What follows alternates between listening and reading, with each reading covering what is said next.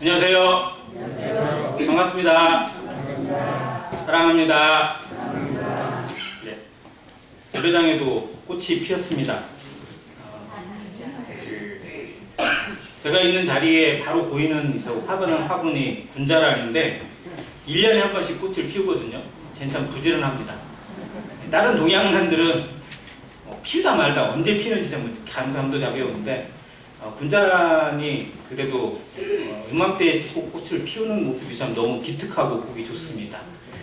아무튼 저희 마음에도 더 아름다운 꽃들이 피어나고 그 향기가 우리 주변에 또 이웃들에게도 구도자들에게도 온전히 전달되어지는 그런 시간들로 또 복음 집회까지 계속 이어지기를 간절히 바라는 마음이 있습니다.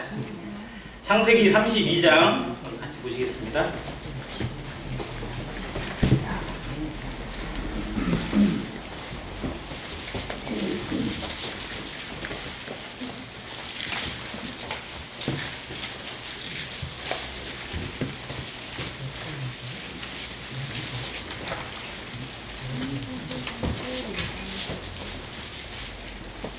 창세기 32장 24절부터 28절까지인데요. 교독해서 읽겠습니다.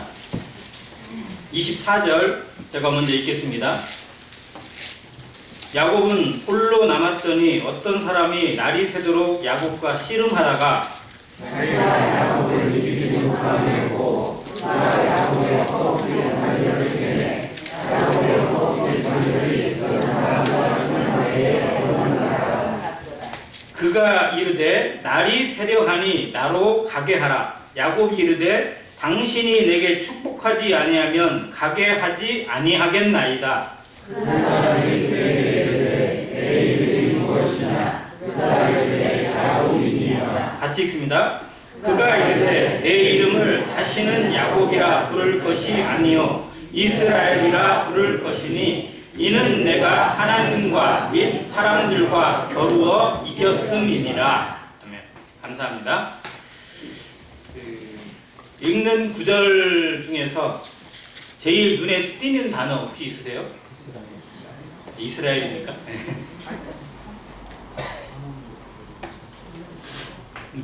퀴즈 하나 드릴게요. 그러면 창세기 32장 이전에 이스라엘이라는 단어가 있을까요? 없을까요? 창세기 32장 앞에 이스라엘이라는 이름, 이스라엘이라는 단어가 있을까요? 없을까요? 네, 없습니다. 처음 등장을 합니다. 자, 오늘 말씀의 주제는 같이 한번 따주세요. 내 이름이 무엇이냐? 네.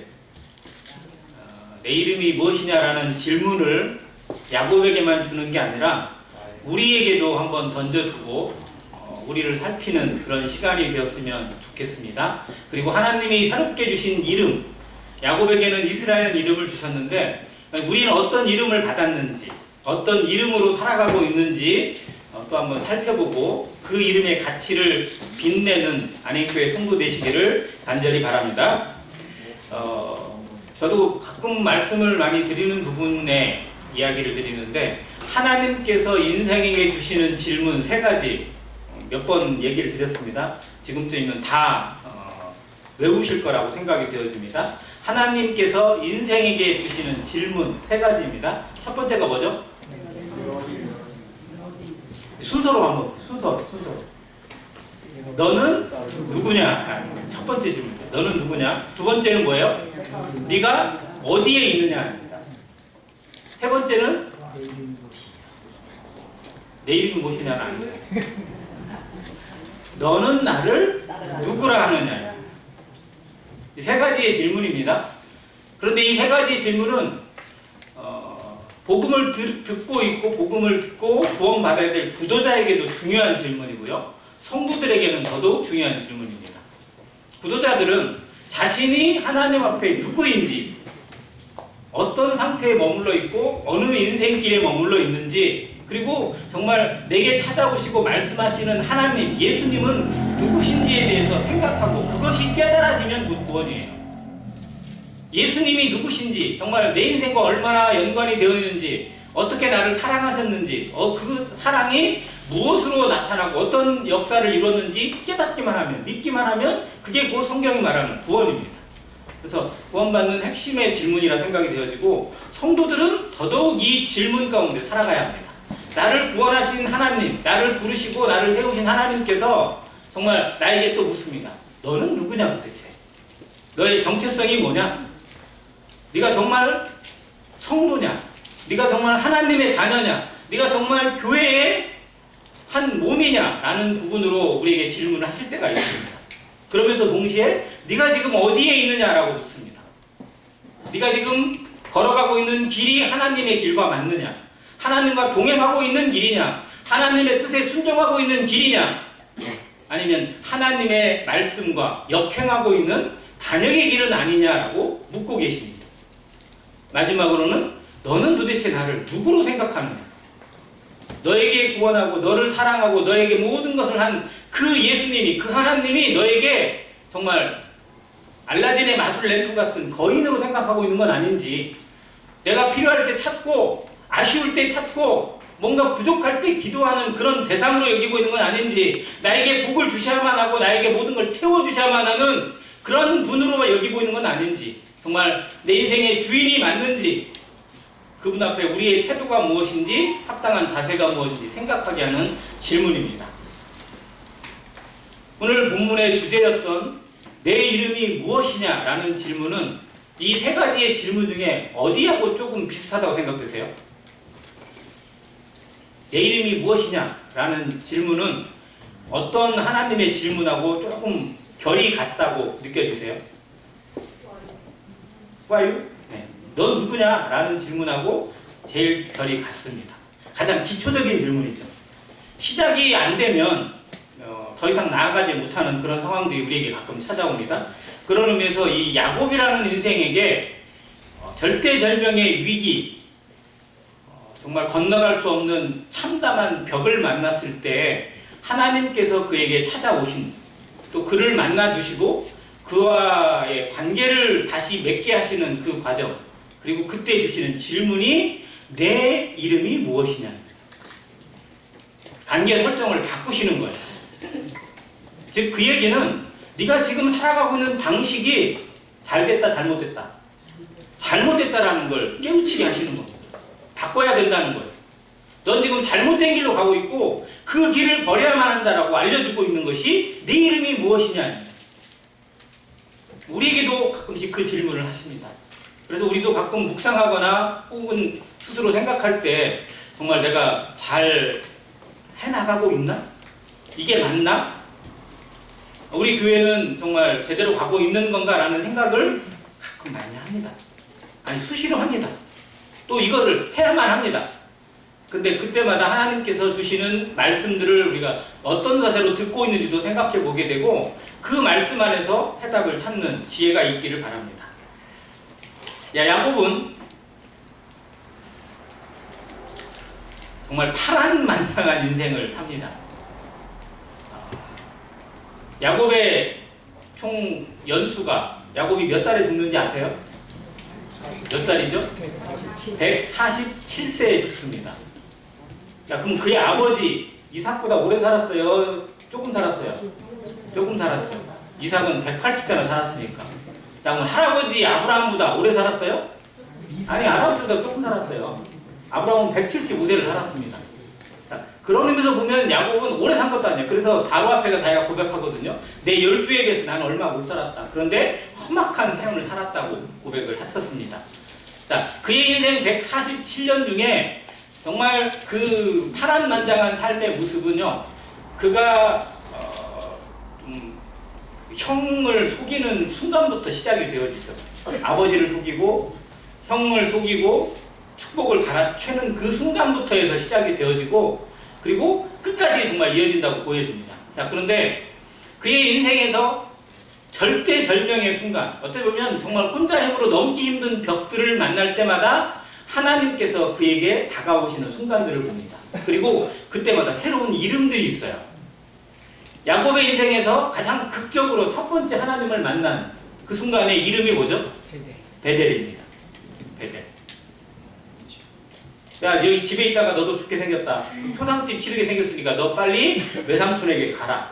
라고 해서 그 머나먼 외삼촌 집으로 혼자 떠납니다. 가다가 보니까 너무 처량하고 너무 정말 어떻게 보면 눈물 나고, 있잖아요. 혼자 얼마나 외롭겠어요. 그 들판에서 돌베개 하면서 자면서 정말. 그런데 그때 하나님이 나타나셔서 너는 혼자가 아니다. 너는 내가 함께 할 것이다. 끝까지 너를 여기 돌아오기까지 내가 너를 지킬 것이다 라는 언약을 받고 그 천사들이 오르락내리락 하는 장면을 보면서 정말 그가 힘을 얻습니다. 그리고 그곳의 이름을 베델이라고 바꿉니다. 베델의 이름의 뜻은 뭐라고요? 하나님의 집이라는 뜻이에요.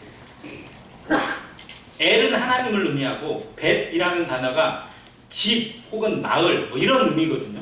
아무튼 그래서 이스라엘의 명칭에는 이 벳이 많이 들어갑니다. 벳들렘, 벳바게, 벳다니 뭐 이 단어들이 다 벳이 들어가요. 아무튼 그렇게 해서 베델에서 하나님을 만나고 힘을 얻고 외삼촌에게 갑니다. 그리고 거기에서 우여곡절 또 겪죠. 거기서도 자기보다 더한 사기꾼 만나가지고 고생도 하고 아 이렇게 뒤통수를 때리는 사람도 있구나 이런 걸 느끼면서 나는 아무것도 아니구나 이 생각을 하고 그러면서 그 속에서도 하나님이 그를 보호하시는 것 어떻게 보면 외삼촌한테 속아가지고 진짜 쫄쫄 고생만 고생하다가 아무것도 안 남길 뻔했잖아요. 그잖아요. 외삼촌이 얘 일 잘하네? 한번 써먹어야겠다 싶어가지고 딸을 이용해서 사기치는 정말 대단해요. 자기 딸을 걸고 사기를 치는 그 시간 속에 20년을 함께 하면서 하나님이 극적으로 그에게 재산을 불려주시고 또 갑자기 여자들이 막 왜 이렇게 달라들어 지금 서로 그냥 아들을 낳겠다고 막 그러는 관계 속에서 자식을 몇 명을 낳아요? 우리가 잘 모르죠. 정확하게 하셔야 돼요. 거기서는 11명 낳습니다. 왜? 베냐민은 나중에 나와서 길을 가다가 낳고 엄마가 죽거든요. 그러니까 11명의 아들을 낳고 또 여러 딸들을 낳았을 겁니다. 아무튼 어마어마한 가족을 이루고 돈들도 많아지고 짐승도 많아지고 그 모든 걸 이루어서 나오게 됩니다. 그런데 정당하게 얘기하고 나왔어요. 야반도주했어요? 야반도주했어요. 끝까지 하나님이 계시는 줄 아는데도 불구하고 늘 마음에 불안이 있어요. 그게 야곱입니다. 우리는 안 그럴까요? 우리 하나님 함께 계신가 늘 당당하고 늘 담대하고 늘 평강할까요? 아니요. 근데 우리도 야곱 같아요. 늘 불안해요. 뭐 할 때마다 무슨 일 생길 때마다 불안하고 걱정 앞서고 먼저 염려가 되고 그 모습이 똑같아요. 그래서 엘리야가 우리와 성정이 같은 게 아니라 야곱이 정말 우리와 성정이 같다고 저는 말씀을 드리고 싶어요. 자, 그런데 그 야곱이 야반도주에서 나오는데 그 많은 숫자가 나오는데 왜 모르겠어요. 바로 잡힙니다. 그런데 그 순간에도 하나님이 개입하셔서 그를 공격하지 못하게 하고 계약을 맺고 헤어지게 해요. 모든 문제가 끝난 것 같은데 이제 나를 쫓아오는 사람도 없다. 이제 평안히 우리 집에 가자 라고 가는데 웬걸 이제 누가 나와요? 에서가 기다리고 있어요. 그전에는 에서는 혼자였는데 지금 20여 년이 지난 지금 에서는 어떻게 되어 있어요? 족장이 되어 있어요. 한 부족을 이끄는 족장이 되어가지고 몇 명의 군대를 데리고 온다? 400명의 군대를 거느리고 와요. 자, 야곱이 데리고 있는 숫자들 다 합치면 400명 돼요? 안 돼요? 택도 없죠. 자식들이 뭐 싸울 것도 아니고 어차피 여자들 싸울 것도 못 되고 종들이 아무리 말해봐야 얼마나 되겠어요? 자, 자기 딴에는 이루었다 생각했는데 이제 됐다 싶었는데 더 큰 벽을 만납니다. 그게 에서라는 벽이에요. 자, 창세기 32장은 그 순간부터 시작이 되어집니다. 자, 이제 됐다고 싶은데 에서가 온대요.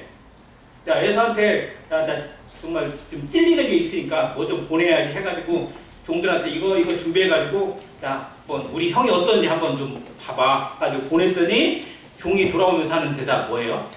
예, 형이 오는데요 400명을 데리고 온대요. 안 물어봐도 뭐예요? 환영이에요? 형이 환영하려고 400명의 막 무슨 응원단을 데리고 오는 거예요? 아니잖아요. 너는 죽었어 이제 하고 그냥 400명 데리고 오는 거예요. 그 말을 듣는 순간에 창세기 32장 7절을 보면 자, 뭐라고 표현되어 있습니까? 야곱이 심히 두렵고 답답해요. 뭐예요? 이제 어떻게 된다? 어떤 생각이 드는 거예요? 이제 꼼짝없이 죽었다. 꼼짝없이 죽었다. 자, 그런데 놀라운 건 창세기 30인자의 시작입니다. 모든 상황을 먼저 하시는 하나님께서 과연 어떻게 하셨나? 32장 1절을 봐주세요. 야곱이 길을 가는데 하나님의 사자들이 그를 만난지라. 2절 같이 읽습니다. 야곱이 그들을 볼 때 이르기를 이는 하나님의 군대라 하고 그 땅 이름을 마하나임이라 불렀더라 하였더라. 자, 마하나임이라는 땅의 이름을 부르고 그곳에서 누구를 확인했어요? 하나님의 군대. 자, 그러면 마하나임을 보여주시는 하나님의 뜻은 뭘까요? 하나님의 사자가 보여줬어요. 미리 보여주신 거예요. 야곱, 에서가 에서가 너에게 찾아오기 전에 하나님이 먼저 보여주셨어요. 자, 그러면 하나님이 그 사자들을, 하나님의 군대를 보여주시는 이유는 뭐예요? 내가 너와 함께한다. 내가 너를 보호한다라는 약속이에요. 왜? 창세기 28장에 그 약속을 하셨으니까. 나는 끝까지 약속을 지키는 하나님이야 라고 보여주신 거예요. 겁내지 마. 그런데 겁이 나요, 안 나요? 나요. 이게 이상한 거 아니에요? 하나님의 말씀만 있는 거가 아니고 직접 봤다니까요.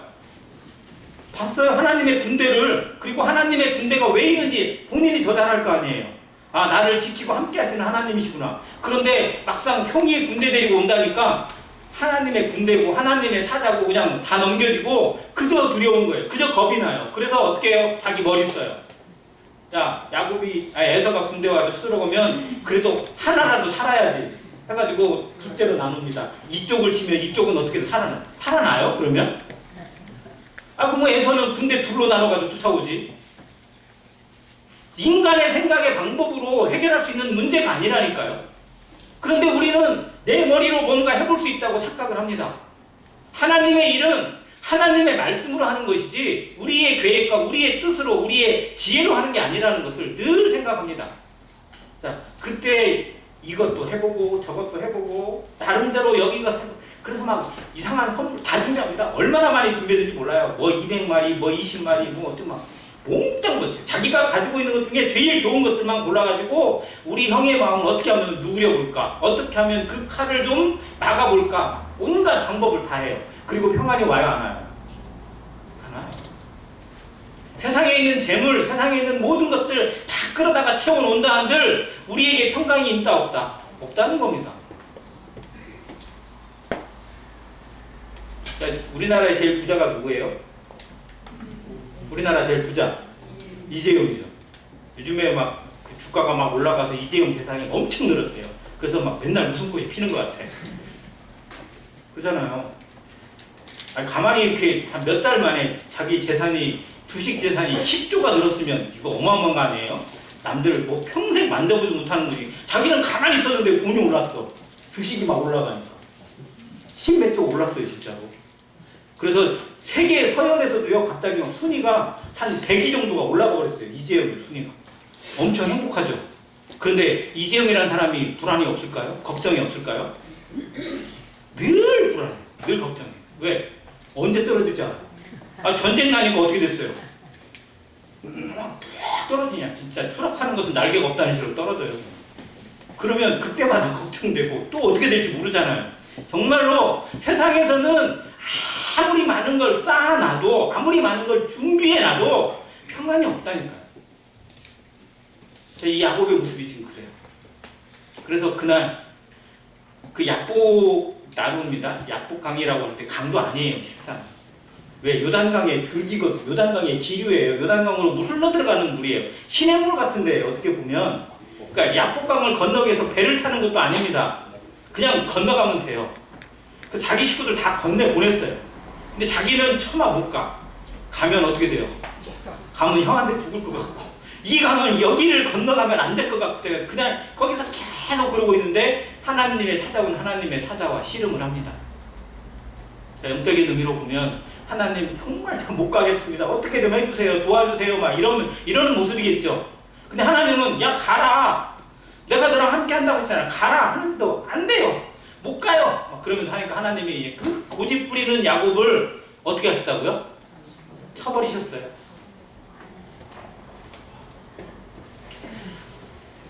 성도들 정말 두렵게 드려야 됩니다. 하나님께서 경건하게 말씀해 주시고 친사적으로 말씀해 주시는데도 끝까지 말씀 앞에 불순종하는 모습이 나올 때 하나님은 어떻게 하신다고요? 치십니다. 그를 사랑해서 치시는 거예요. 사랑하기 때문에 훈육하십니다. 너무 사랑하셔서 차마 정말 그를 자신을 치시는 것처럼 예수님을 스스로 십자가에 내몰아서 우리를 사랑하셨던 그 사랑으로 실제로 그의 몸에 아픔을 주시기도 하고 눈물을 주시기도 하세요. 그런데 그것이 하나님의 사랑이라는 거 성도들이 압니다. 자, 야곱은 어디를 치셨다고요? 한도뼈. 여기서는 보니까 네, 허벅지 관절이에요. 그때 말씀드렸는데요. 자, 이 허벅지 여기가 인간의 그 몸 중에서 뭐가 제일 많아요? 살과 근육이 제일 많아요. 그래서 여기에 그 고등학교 때나 이럴 때 말 잘 안 듣는 학생들 선생님한테 두드려 맞죠. 그때는 그냥 한두 대를 맞는 게 아니라 빡다를 맞는다고 그러거든요. 그리고 여기가 진짜 터질 정도로 맞아요.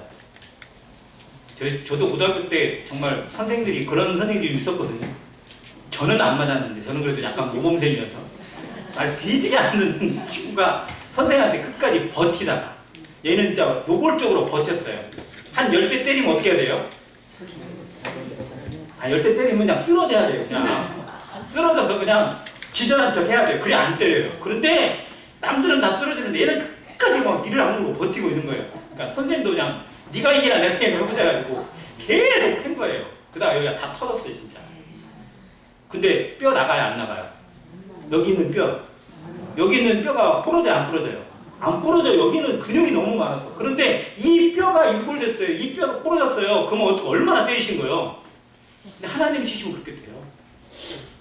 우리에게 생각하지 못한 고난이 오게 될 거나 혹은 그런 징계가 오는 순간들이 있을 수 있습니다. 그런데 그것이 하나님의 사랑이라는 거예요. 하나님이 우리를 너무 아끼셔서 너무 사랑하셔서 그걸 하세요. 근데 그 상처는 그 흉터는 계속 남을 수도 있어요. 야곱은 끝까지 다리 절었어요 안 절었어요? 절었어요. 계속 다리 절었습니다. 평생 다리 절었어요. 그런데 오히려 하나님의 위로를 얻는 그리고 하나님의 이름을 남겨드리는 이스라엘이라는 사람으로 살게 되시고 이스라엘의 그 근본이 되었어요. 야곱의 하나님, 이삭의 하나님, 아니 아브라함의 하나님, 이삭의 하나님, 야곱의 하나님. 그게 이스라엘의 근간이거든요. 그리고 그 야곱 같은 사람을 통해서 이스라엘이라는 민족, 가장 아름다운 이름, 가장 영광스러운 이름을 남겨주게 되었어요. 몸에는 흔적이 남았지만 하나님은 우리를 그렇게 다루실 때도 있습니다. 교회를 그렇게 다룰 때도 있어요. 눈물이 흘릴 때가 있고 피눈물이 날 때도 있습니다. 그런데 사랑하시기 때문에 그렇게 하시는 거예요. 그 마음을 우리가 배워야 합니다. 그래서 물론 그런 상처, 그런 위골이 되기 전에 정신 차리면 얼마나 좋겠어요. 그런데 그렇지 못할 때도 있어요. 그럼에도 하나님은 끝까지 지키시고 위로하시는 하나님이라는 걸 봅니다. 그러니까 야곱이 여기서 고집을 끝까지 꺾지 않으니까 하나님이 치셨어요. 위골했어요. 쩔뚝쩔뚝거립니다. 어떻게 보면 정말 장애자가 되고 말았어요. 몸으로는 장애자인데 육신으로는 장애자가 되었는데 오히려 영적으로는 어떻게 됐어요? 영적으로는 온전한 자가 되게 하시는 방법이기도 합니다.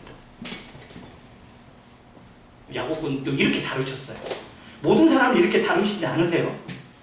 조금만 안다고 하나님이 전부 다 그냥 다리 뿌려버리고 그러면 누가 어떻게 하겠어요? 그런데 이러는 하나님의 길도 있다는 걸 야곱을 통해서 보여주십니다. 자, 그런데 이때 야곱이 이제 나 갈게 그랬더니 어떻게 해요?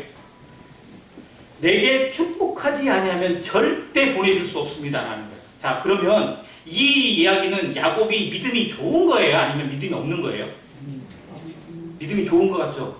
아니요, 시작 없는 거예요. 왜? 하나님은 이미 복을 줬다니까요. 베델에서 이미 복을 줬고 언약하셨어요. 그럼 하나님이 그 언약을 야곱이 어떤 상태에 따라서 취소시켜요? 그래요? 그런 하나님이에요? 아니에요. 야곱의 상태와 관계없이 끝까지 하시는 하나님이라는 걸 야곱이 배워야 돼요. 근데 그걸 못 배워요. 내가 이렇게 되면 하나님이 버릴 것 같고 이렇게 되면 내가 죽을 것 같고 이렇게 되면 망할 것 같고 이런 생각이 수시로 들어와요.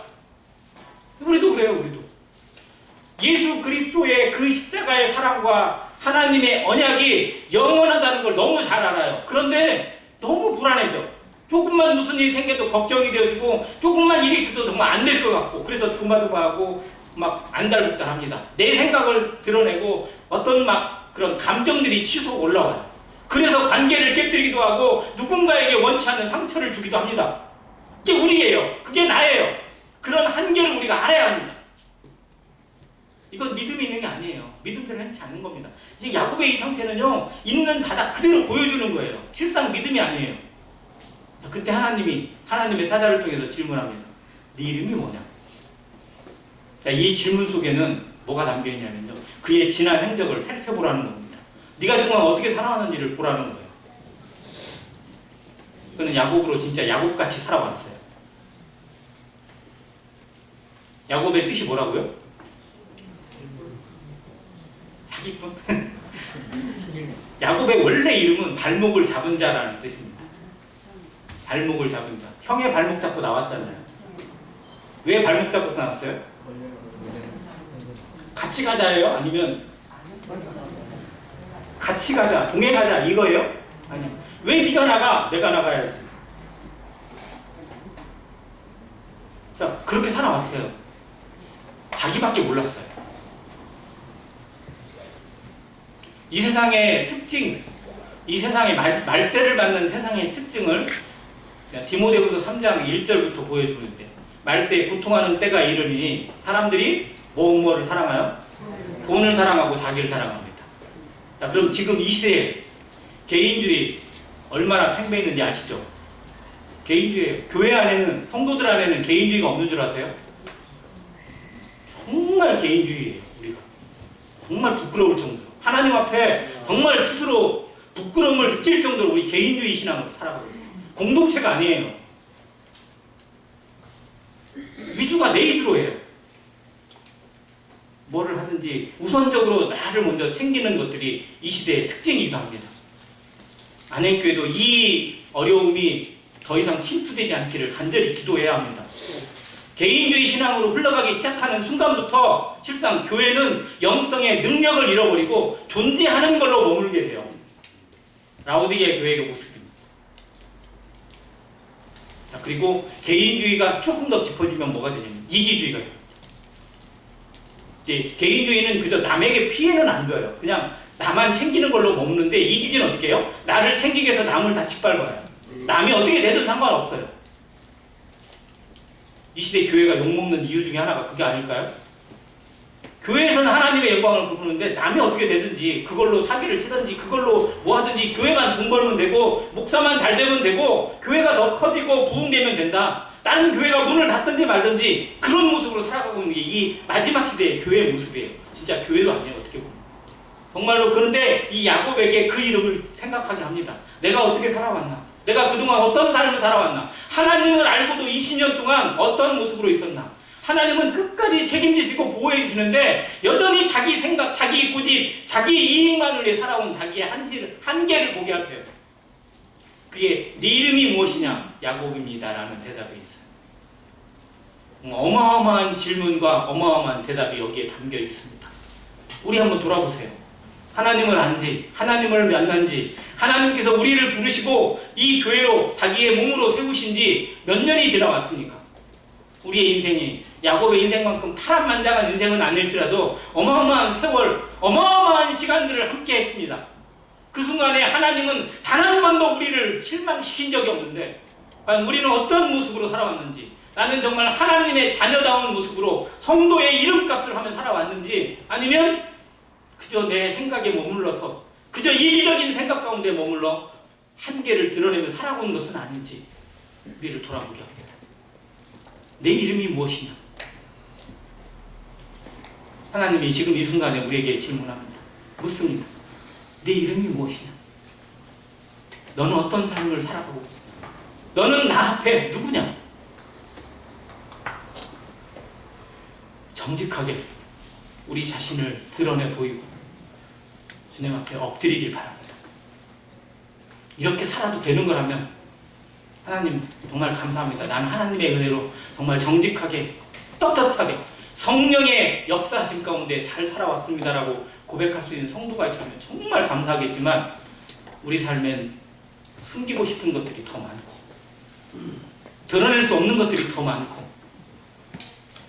부끄러워서 꺼내지 못할 것들이 더 많은 게 사실입니다. 그래서 이 질문이 계속 우리에게 던져지길 바랍니다. 내 이름이 무엇이냐? 그런 다음 야곱입니다라는 질문 정직하죠. 어떻게 보면 거기에 저는 저밖에 모르고 살았습니다. 나는 하나님의 은혜를 알았지만 나만 생각하며 살아왔습니다. 그리고 마지막 순간까지도 아마 나는 그렇게 살아갈 수밖에 없는 야곱입니다 라는 그 마음이 담겨있다고 저는 봅니다. 그때 하나님이 말씀하세요. 내 이름을 다시는 야곱이라 하지 않겠다. 저는 여기에서 이 다시는이라는 표현이 정말 마음에 새겨졌어요. 다시는 야곱이라 하는 것이다. 자, 그런데 성경이 거짓말하는 것 같아요. 그 다음에 야곱의 이름이 나와요, 안 나와요?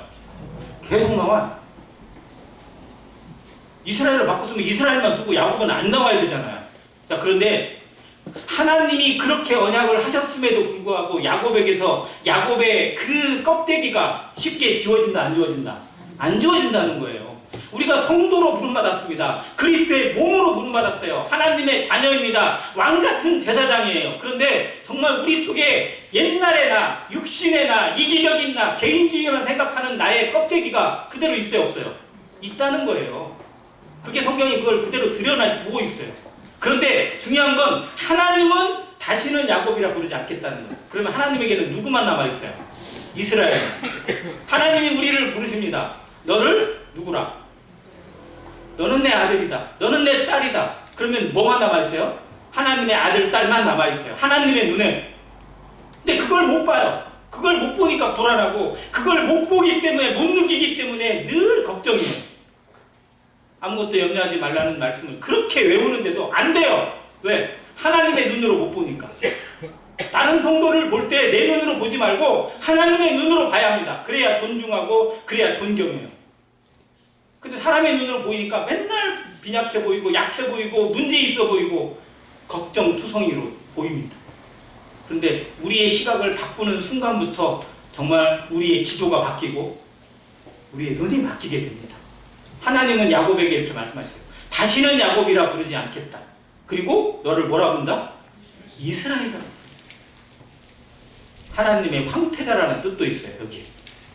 즉 우리가 받은 구약 신약의 성도들이 받은 이름, 하나님의 자녀, 우리가 하나님의 아들, 딸로 인쳐지게 된 것 누구 덕분? 예수님 덕분이잖아요. 오직 예수님만 독자입니다. 독생하신 하나님이세요. 그런데 로마서에 그걸 보여주세요. 그로 맏아들이 하셨다. 독생하신 하나님은 맏아들이 되게 하시고 맏아들이 되었다는 얘기는 뭐예요? 그 밑에 동생들이 많다. 줄줄이 생겼다. 그리스도와 연합된 자, 교회를 하나님과 연합된, 그리스도와 연합된 자들로 하여금 하나님을 아버지라 부를 수 있도록 하셨다는 겁니다. 성령이 이걸 깨닫게 해주세요. 그래서 우리가 하나님 아버지라고 부를 수 있는 것이 얼마나 놀라운 특권인지 정말 기억해야 돼요. 하나님이 우리가 아버지라고 부르시는 것에, 부름을 하는 것에 대해서, 아버지 하나님으로 부르고 기도하고 나아가는 것에 대해서 기뻐하신다.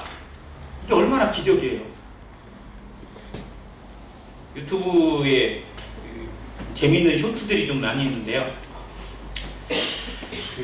결혼한 딸이 자기 친정아버지한테 전화를 해요. 근데 이제 친정아버지가 좀 외롭기도 하고 혼자 사시는 거야.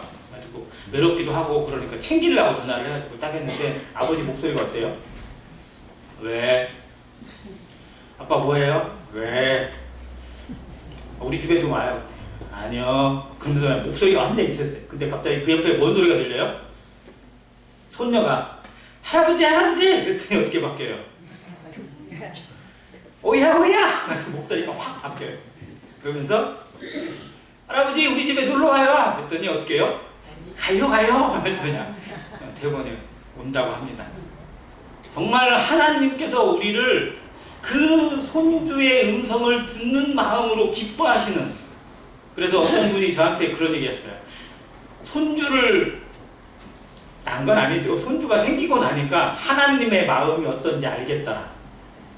정말 다 줘도 아깝지 않고 뭐를 해도 이쁘고 막 하는 모습을 알겠더라라고 하시는 말씀을 하셨었는데 저는 아직 손주가 없어서 모르겠습니다만 정말 하나님의 마음이 어떤지를 알아가는 거, 저는 그게 신앙이고 그게 최고고 그게 모든 거라고 생각합니다. 하나님 마음을 아는 거, 하나님을 알아가는 거, 예수 그리스도를 아는 지식에서 살아가라. 우리가 여호와를 알자, 힘써 여호와를 알자고 외쳤던 이유가 뭔지 깊이 생각해야 돼요. 우리의 이름을 왜 바꿔주셨는지 생각해야 됩니다. 다시는 야곱이라 부르지 않겠다, 이스라엘이라 하겠다. 하나님은 이미 그렇게 작정하셨고요, 그렇게 이끌어 가셨어요. 사람은 늘 실수하고 듯이 넘어지지만 하나님의 언약, 하나님의 부르심은 후회가 없습니다. 그게 이스라엘 야곱을 통해서 주시는 언약이고 나중엔 야곱이 진짜 이스라엘 같은 사람이 되어져요.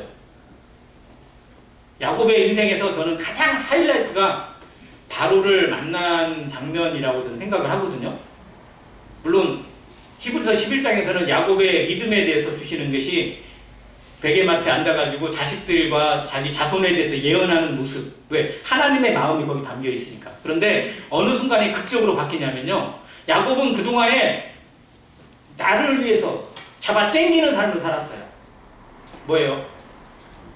뭐든지 내가 가져야 돼. 내 이름으로 등록시켜야 되고 내 거를 채워야 돼요. 그래야 뭔가 좀 만족감이 생겼던 야곱이었어요. 그런데 바로 앞에 가서 뭐 하는지 아세요? 바로한테 축복해요. 이방의 왕, 그러한 모습을 받게 되죠. 나눠주는 사람이 돼요. 그래서 정말 하나님의 마음을 배우고 알게 되면요, 가지려고 하는 게 아니라 베풀게 되고 줍니다. 주는 것이 더 복되다라는 걸 깨닫게 된다고 합니다. 아무튼 야곱을 그렇게 바꿔가세요. 자, 그러면 성경에 이름이 바뀐 사람들 많아요, 적어요? 많아요. 정말 많아요. 어마어마하게 많더라고요. 보니까 살피면 살필수록 더 많아요. 대표적으로 아브라함을 아브라함으로 바꿉니다. 사레를 사라로 바꿔요. 비슷한 것 같죠? 근데 엄청난 차이예요. 아브라함은 아브라함이라고 바뀌었거든요. 아브라함에서 아브라함 바뀌는데 실제로 알파벳으로 보면 H자 하나 들어가요. 근데 그 H자가 어디서 왔느냐? 엘로힘에서 따왔어요. 하나님 이름에서. 그래서 그 이름에 하나님의 이름이 들어가고 나니까 많은 민족의 조상으로 바뀌어버렸습니다. 자기만 생각하고 자기 집만 생각하는 그 어떻게 보면 일개 가장에서 정말 하나님의 마음을 담은 족장으로, 하나님의 선지자로 바꿔주셨어요. 자, 신약으로 가보니까 가장 대표적으로 이름 바꾼 사람 베드로가 있습니다. 원래 이름이 뭐죠? 시몬이에요. 시몬. 가장 흔한 이름이에요. 근데 시몬의 이름을 베드로로, 게바로 바꾸십니다. 그런데 예수님이 하신 말씀이 놀라워요. 네가 요한의 아들 시몬이니 장차 뭐라 하더라? 게바라 하리라. 자, 그러면 그 말 속에는요, 너 이름을 게바로 잘 바꿔가야 돼? 네가 해야 돼? 라는 거예요? 아니면 내가 하겠다는 거예요? 주님이 하겠다는 거예요. 주님이 하셨어요? 안 하셨어요? 하셨습니다. 베드로는 그럴 능력이 있다 없다? 없어요. 아시잖아요. 3년 동안 예수님 열심히 따라다녔는데 결정적 순간에 어떻게 해요? 모른대. 심지어 저주까지 하면서 모른다고 했어요. 그 정도 수밖에 안 돼요. 그런 그릇밖에 안 돼요. 인간적인 모습으로 보면 다른 유다나 베드로나 별 차이가 없어요. 똑같아요. 한심해요. 그런데 그 베드로를 끝까지 포기하지 않고 진짜 베드로가 되게 하고 교회의 사도가 되게 해서 교회의 열쇠를 맡은, 천국의 열쇠를 맡은 자가 되게 하신 분이 누구예요? 예수 그리스도십니다. 하나님의 은사와 부르심에 후회하심이 없다는 걸 증명해준 한 인간이 바로 시몬 베드로입니다. 그러면 우리는 이 시대를 살아가는 우리에게는 그 말씀이 그대로 적용이 안 될까요? 적용되고 있습니다. 오늘 이 순간에도 우리에게 기회를 주셔서 하나님 앞에 살아갈 수 있는 게, 말씀을 들을 수 있는 기회, 복음을 전할 수 있는 기회를 주셔서 조금이라도 더 바뀌어가기를, 그 이름대로 살아갈 수 있는 가치를 부여하시고 계십니다. 그래서 이 질문을 늘 마음에 생각하길 바랍니다. 네 이름이 무엇이냐? 너는 누구냐?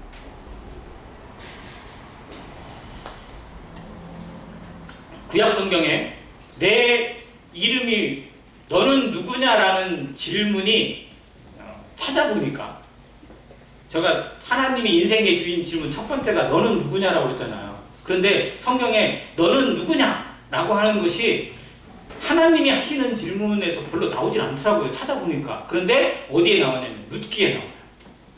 룻기에 시대로는 그게 3장인데요. 이제 3장에서는 나오미가 자기 가족을 돌보고 있고 룻을 어떻게 보면 어여삐 여기고 있는 보아스를 어떻게 보면 룻의 남편감으로 딱 해가지고 그를 그 집으로 보냅니다. 자, 지금 타당마당 할 시간이니까 너는 가서 준비하고 있다가 목욕 재개하고 뭐하고 해서 그가 어떻게 돌아오기를 기다리고 있더라. 그 이불을 이렇게 하고 나서 그와 이 결혼의 관계를 맺을 것을 당신이 나의 기름 기업 맡을 자다라고 하면서 그걸 하라고 요청해서 보내거든요. 그리고 거기 밤에 정말 어떻게 보면 우여곡절의 일을 겪죠. 청춘 남녀라고 하긴 좀 애매해요. 보아스는 나이가 많은 남자고 룻은 또 과부니까. 근데 아무튼 하나님이 맺으신 놀라운 밤을 경험을 하고 룻이 돌아옵니다. 근데 돌아올 때 보아스가 맹세를 하고 언약을 하면서 그 증표로 짐을 이렇게 싸서 보내줘요. 돌아오고 있는 룻을 발견한 나오미가 뭐라고 부릅니까? 성경에 보니까 내 딸아 어떻게 되었느냐라고 물어요. 어떻게 되었느냐? 일이 잘 됐냐? 근데 거기에 원어에 그 성경을 찾아보시면 나와요. 그 밑에 주석이 담겨 있거든요. 그 밑에 원어에 뭐라고 되어 있냐면 너는 누구냐라고 하는 질문이에요. 너는 누구냐? 누군지 몰라요? 잘 안 보여서 그랬을까요? 아니에요. 그게 아니고 뭐냐면 이제 너는 딴 사람이 되었느냐라고 물어보는 겁니다. 너는 여전히 내 며느리냐? 아니면 이제 보아스의 아내냐라고 물어보는 겁니다. 자, 우리는 누굽니까?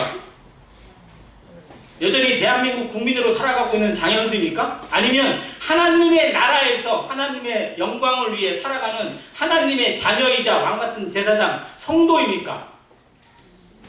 이 중에 어느 게 더 큰 겁니까? 어느 게 더 중요한 겁니까? 이거를 우리에게 질문하고 계세요. 너는 누구냐? 네 이름이 무엇이냐? 그래서 이 질문 속에 우리의 양심이 선하게 살펴져서 나를 돌아보고 내 삶을 돌아보고 지난 하나님 앞에 살았던 삶의 모습들을 정직하게 회개하고 어떤 모습으로 살아드려야 할 건지, 아니 성령께서 어떠한 삶을 우리에게 주장하고 계시는지 들으시길 바랍니다. 내가 이루어가는 삶이 아니라는 거예요. 우리는 그럴 능력이 없습니다. 그러나 내 안에 계신 하나님의 말씀이 나와 함께 동행하시는 예수 그리스도께서 성령을 통해서 순간순간마다 관여하시고 음성을 주시고 뜻을 알게 해주시고 분별하게 하시면서 그 길에 담대하게 걸어가게 하세요. 그 걸음을 언제까지 걸을지는 누구도 모릅니다. 언제 주님이 오실지, 언제 저 전쟁의 모습이 어떻게 변질되고 바뀌게 될지 아무도 알지 못합니다. 그러나 지금 이 순간 하나님께서 주시는 음성에 귀를 기울인다면, 그리고 그 음성 앞에 정직하게 대답하는 자세로 나는 여전히 나를 생각하고 내밖에 모르는 한심한 인간이지만 그러나 하나님의 언약으로 살아가는 성도입니다라고 고백하시고 그 음성으로, 그 능력으로, 그 말씀으로 살아내어져가는 안행교회 성도 되시기를 간절히 바랍니다. 그리하여 우리의 삶을 비춰가시는, 그리고 후회하심이 없는 그 하나님 앞에 잘하였도다 착하고 충성된 종아라고 칭찬받게 되기를 간절히 기도합니다. 이상입니다.